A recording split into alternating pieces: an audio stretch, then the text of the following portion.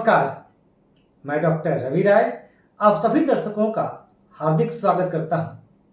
प्रिय दर्शकों, इस कार्यक्रम में बात होगी धनु राशि पर राहु और केतु के राशि परिवर्तन का क्या प्रभाव रहने वाला है।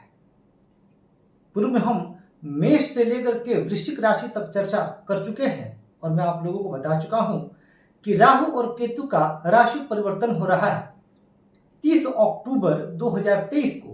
अभी वर्तमान में राहु मेष राशि पर संचरण कर रहे हैं और केतु तुला राशि पर संचरण कर रहे हैं, परंतु 30 अक्टूबर को राहु मेष से निकल करके मीन राशि में आ जाएंगे, तो वहीं केतु तुला राशि से निकल करके कन्या राशि में प्रवेश कर जाएंगे।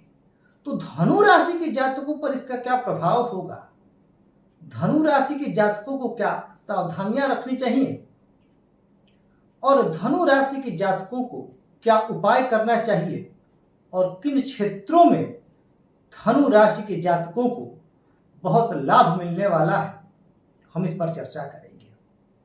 कार्यक्रम के शुरू में ही स्पष्ट कर दूं कि यह जो मैं फलादेश कर रहा हूं यह गोचरीय फलादेश है, एक सामान्य फलादेश है और आपको बस सिर्फ यह देखना है कि आपकी जन्म कुंडली में चंद्रमा जहां स्थित है वहां क्या अंक लिखा है। अब यदि वहां 9 अंक लिखा है तो आपकी राशि धनु है। उदाहरणार्थ मैंने यह धनु लग्न की ही कुंडली ली है।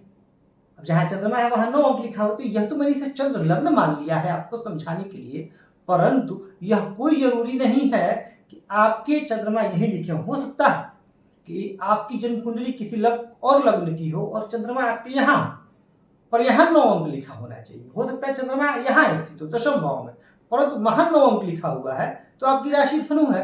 हो सकता है कि आपकी कुंडली वृश्चिक लग्न की हो परंतु चंद्रमा यहाँ हो और यहाँ जो है 9 अंक लिखा हो, तो आपकी राशि धनु होगी। अब धनु राशि के जो जातक होते हैं, धनु राशि अग्नि तत्व की राशि है, तो वैसे ही काफी स्वाभिमानी होते हैं और बड़े ज्ञानी होते हैं, ज्ञान अर्जन की में एक भूख रहती है। अब राहु का गोचर कहाँ हो रहा है यह विचार नहीं है, तो राहु का जो गोचर हो रहा है वह चतुर्थ भाव में हो रहा है। अब चतुर्थ भाव से हम क्या विचार करते हैं, तो चतुर्थ भाव हमारे सुखों का भाव है।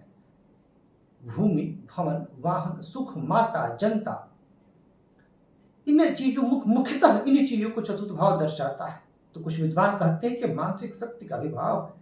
तो केतु का जो संचरण है दशम भाव में है। अब दशम भाव से जो विचारणीय बिंदु है वह क्या है, तो राज्य कृपा, पिता का सुख, मान सम्मान, कर्म, व्यवसाय, इन्हीं चीजों का विचार हम दशम भाव से करते हैं। तो देखिए जहां दशम भाव में राहु की स्थिति बहुत अच्छी मानी गई है, तो चतुर्थ भाव में राहु की स्थिति अच्छी नहीं मानी गई है, परंतु यह एक पहलू है।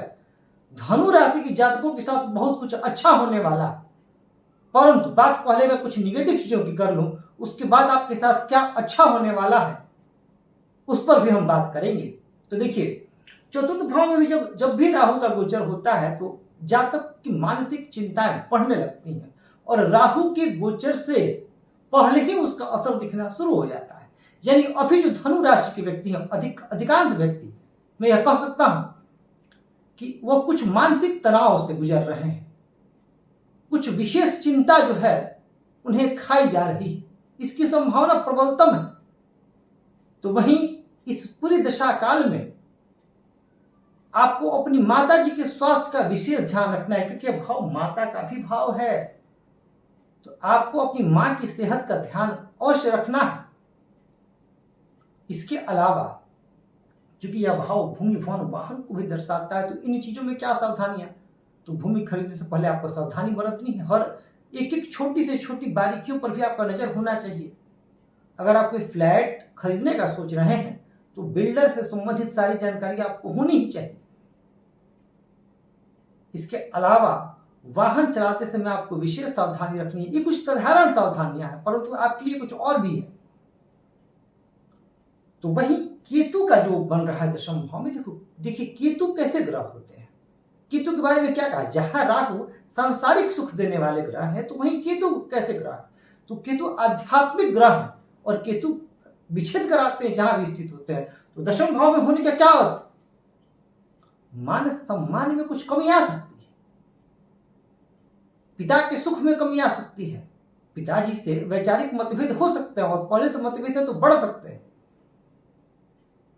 कार्य क्षेत्र पे जहां पे आप काम करते हैं, चाहे आप प्राइवेट जॉब में हो, गवर्नमेंट जॉब में हो, या आपका कोई अपना बिजनेस व्यवसाय है, वहां से संबंधित कुछ परेशानियां, कुछ उलझने, कुछ तनाव, कार्य का समय पर ना हो पाना, ये कुछ चीजें आपको परेशान अवश्य कर सकती हैं।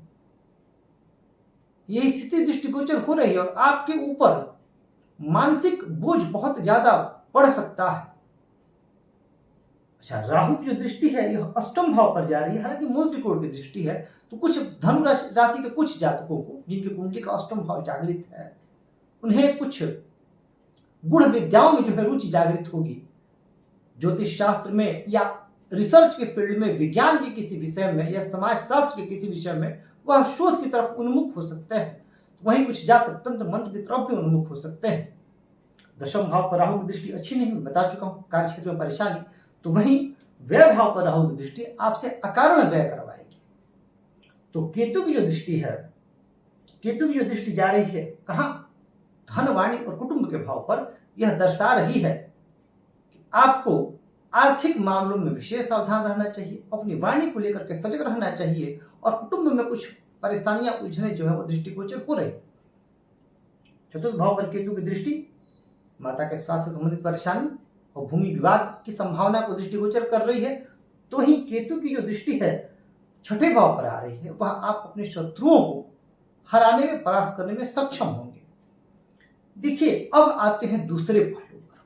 मैंने क्या कहा कि साधारणतः यदि हम शास्त्रों की बात करें तो ऐसा कहा गया है, परंतु फलादेश का कुछ नियम होता है।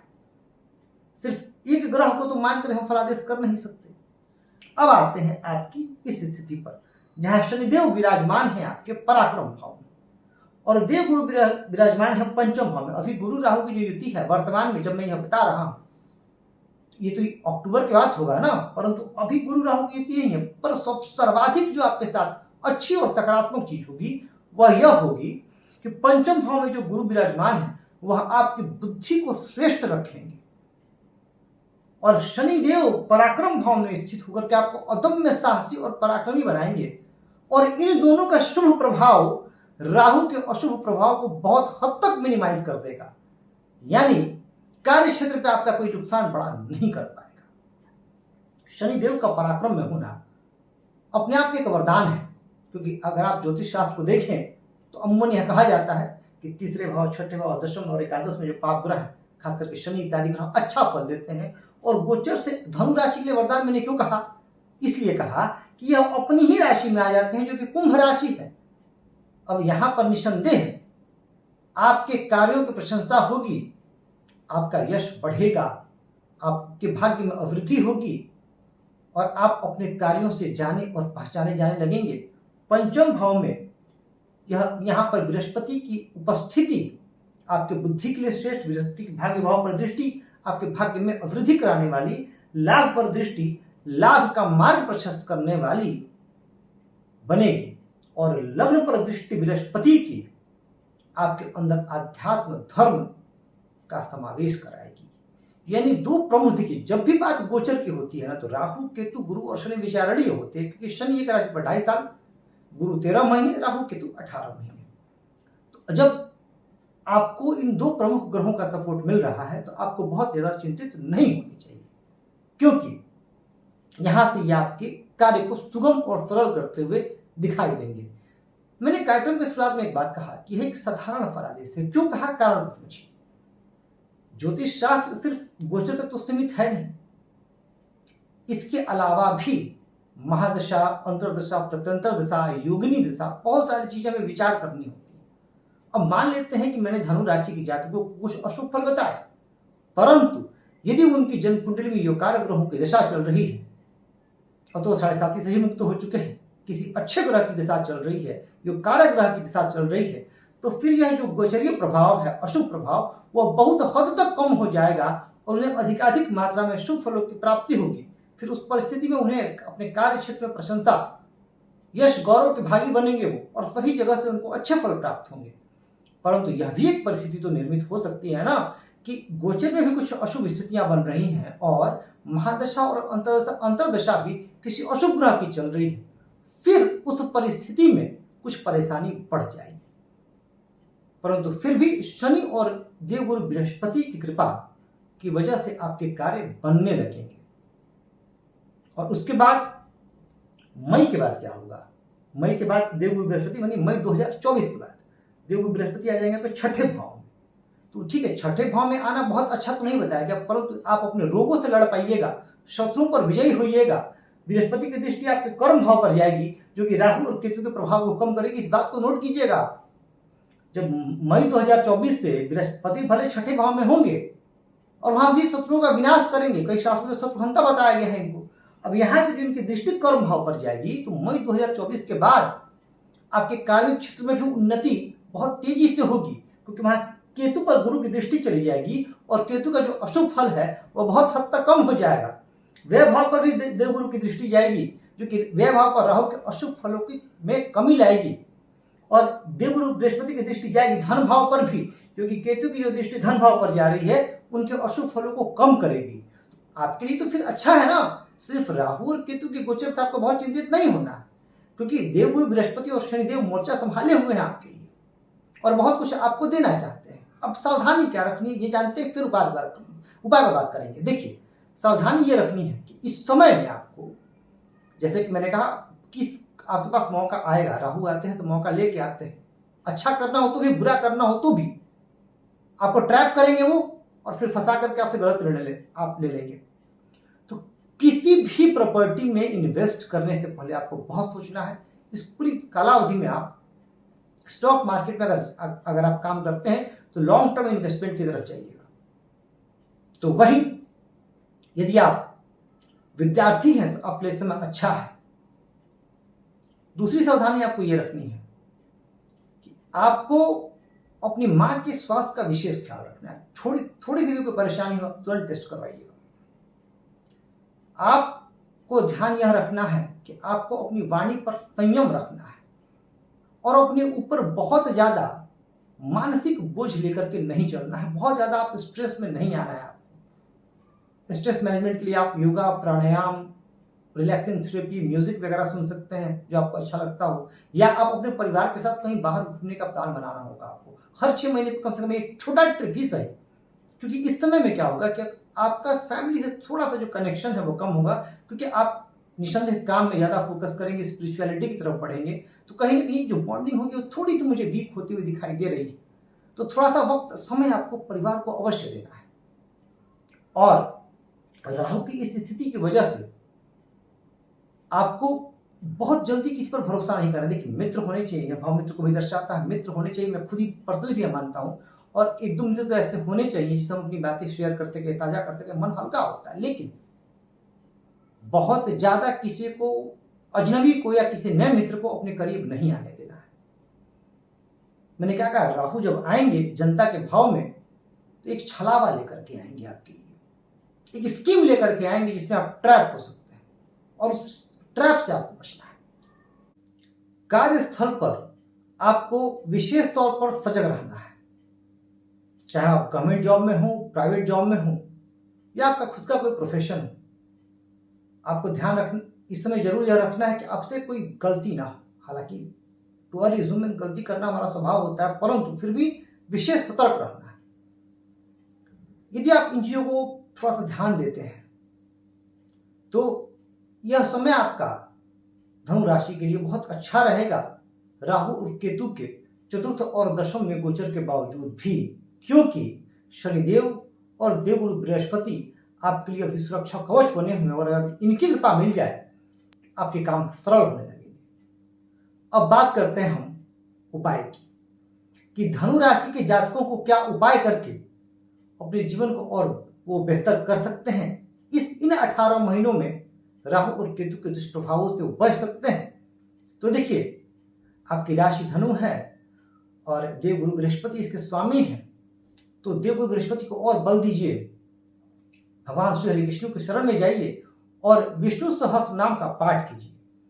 जिन लोगों को संस्कृत में पाठ करने में दिक्कत हो वो पहले अभ्यास कर लें, या फिर ओम नमो भगवते वासुदेवाय, इस मंत्र का 108 बार आप जप करें। प्रभु श्री हरि विष्णु की कृपा से आपके कार्य सिद्ध होने लगे। इसके अलावा आप मां लक्ष्मी की शरण में जाइए। आप स्त्री सूक्त अथवा कनकधारा स्तोत्र का पाठ कर सकते हैं। और राहु के दुष्प्रभाव को कम करने के लिए हनुमान जी की शरण में रहिए। मां दुर्गा की पूजा आराधना कीजिए। सिद्ध कुंजिका स्तोत्र और दुर्गा सप्तशती के प्रथम अध्याय का पाठ करिए। मुझे पूर्ण विश्वास है कि यह जो आपका समय है, पंचम भाव में बृहस्पति और तृतीय भाव में शनि की स्थिति की वजह से आप इस समय में भी बहुत ऊंचाइयों पर जाएंगे और बहुत अच्छा कर सकेंगे। तो प्रिय दर्शकों, यह हमने समझा कि धनु राशि के जातकों पर राहु और केतु के राशि परिवर्तन का क्या प्रभाव होगा। और कहूंगा आपसे, यदि आपके मन में कोई प्रश्न है, कोई जिज्ञासा है, तो आप चैनल के किसी वीडियो पर कमेंट करें। हमारा प्रयास रहेगा कि मैं आपके प्रश्न का भी उत्तर अवश्य दें। और इस कार्यक्रम बस इतना ही, और मैं आप सभी के सुखी, स्वस्थ, समृद्ध, यशस्वी एवं दीर्घायु जीवन की कामना करता हूं और ईश्वर से प्रार्थना करता हूं कि आप सभी खूब सफल हों और खूब समृद्ध हों। धन्यवाद।